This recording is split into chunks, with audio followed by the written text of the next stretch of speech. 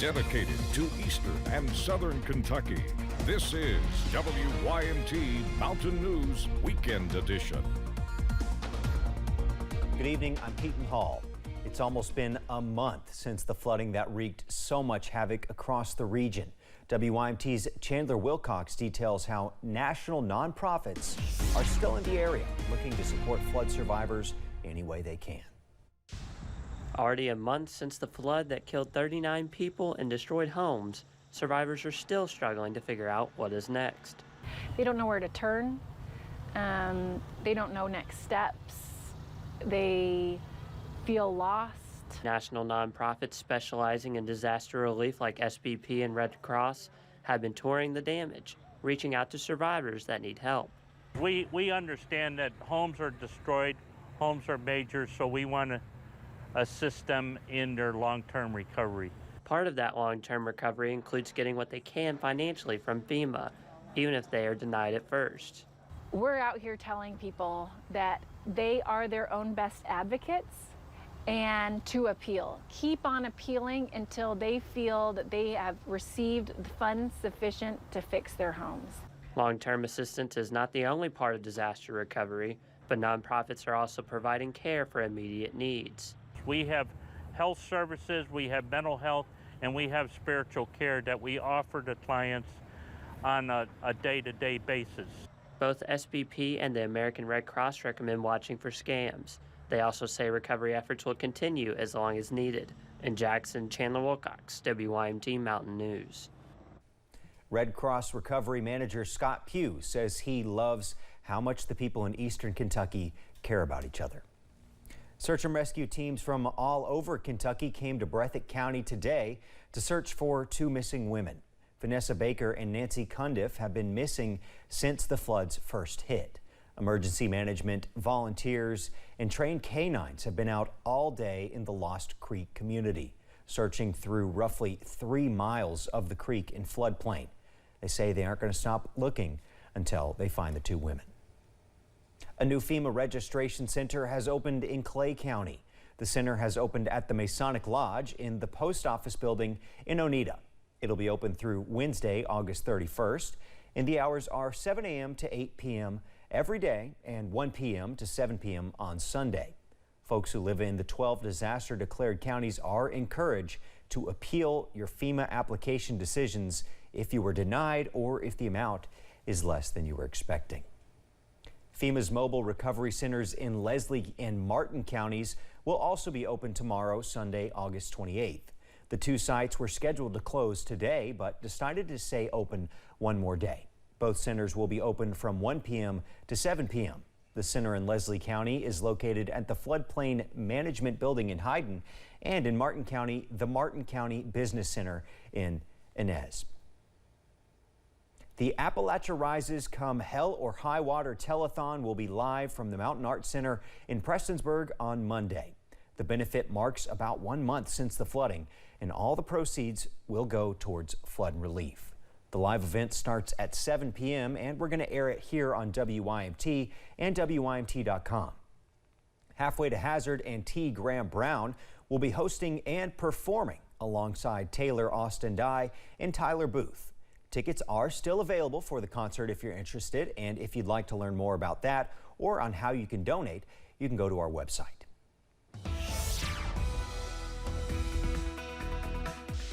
The summer sizzle continues across the mountains into this weekend. Here is a live look over at Buffalo Mountain this evening. Nothing but sunshine and blue sky. Current temperature sitting at 86 over at Buffalo Mountain, 88 for Manchester, 87 in London, 81 over in Pikeville, and 84 over in Jackson. Once you factor in those dew points, it feels even more muggy outside. A dew point of 72 in Somerset, 70 in Prestonsburg, upper 60s for most of us, but it is very mild and very muggy as you step out the door this evening.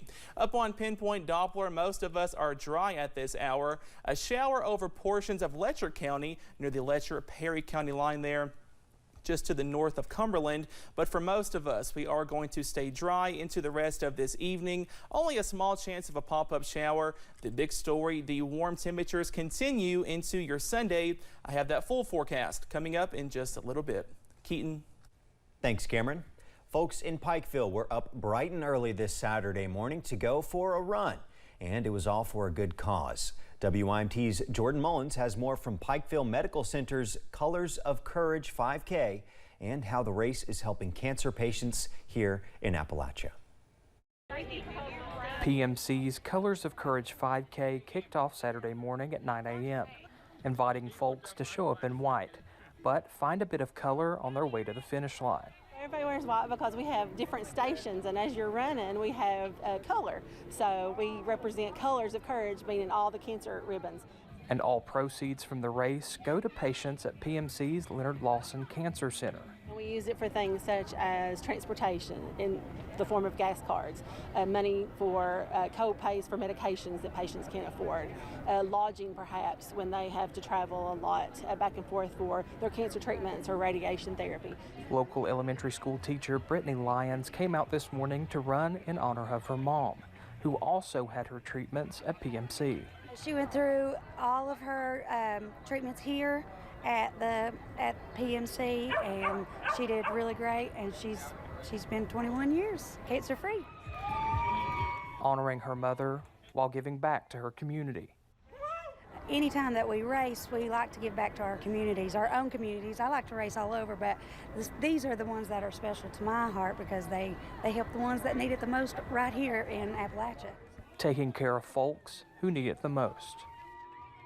In Pikeville, Jordan Mullins, WYMT Mountain News.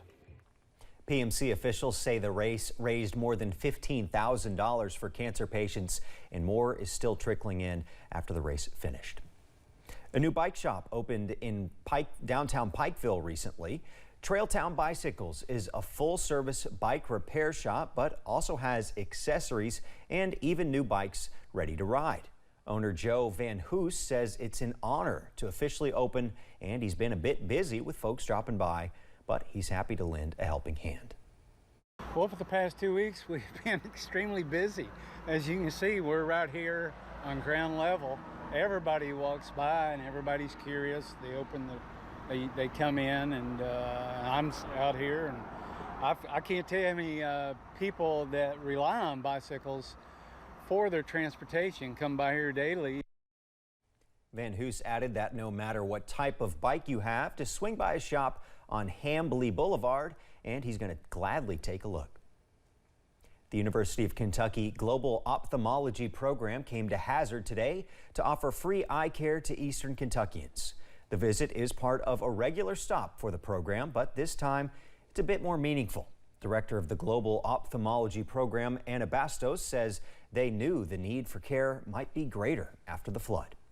We needed to bring a bigger team just in case more people came because they had lost their glasses or needed some eye exams or care. Bastos says they plan to continue stopping in Hazard each year. Splitting your time between watching TV, spending time on cell phones, and using laptops, kids are spending an excessive amount of time on their screens. Research is now showing this can cause eye issues. Dr. Allison Babich is a pediatric ophthalmologist for Cleveland Clinic. She says kids who spend a lot of time on screens experience digital eye strain. The symptoms may include headaches, dry eyes, and blurry vision. Dr. Babich shares key tips on alleviating the strain. Other things that you could do, depending on how severe your symptoms are trying to remember to blink, but it's actually kind of hard to remind yourself to blink.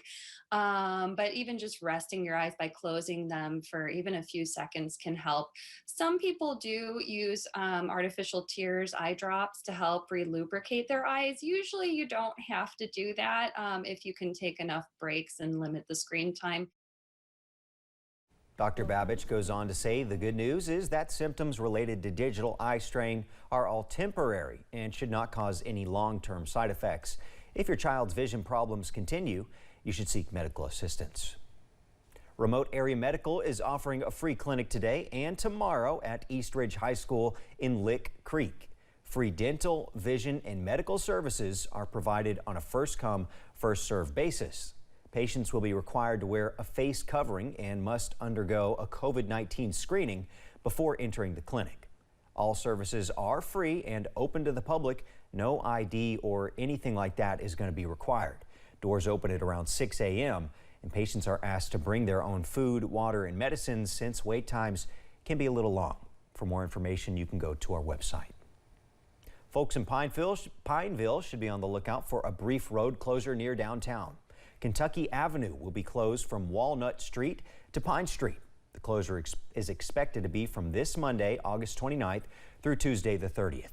The city is putting in 2 additional storm drains. The intersections in the area will remain open.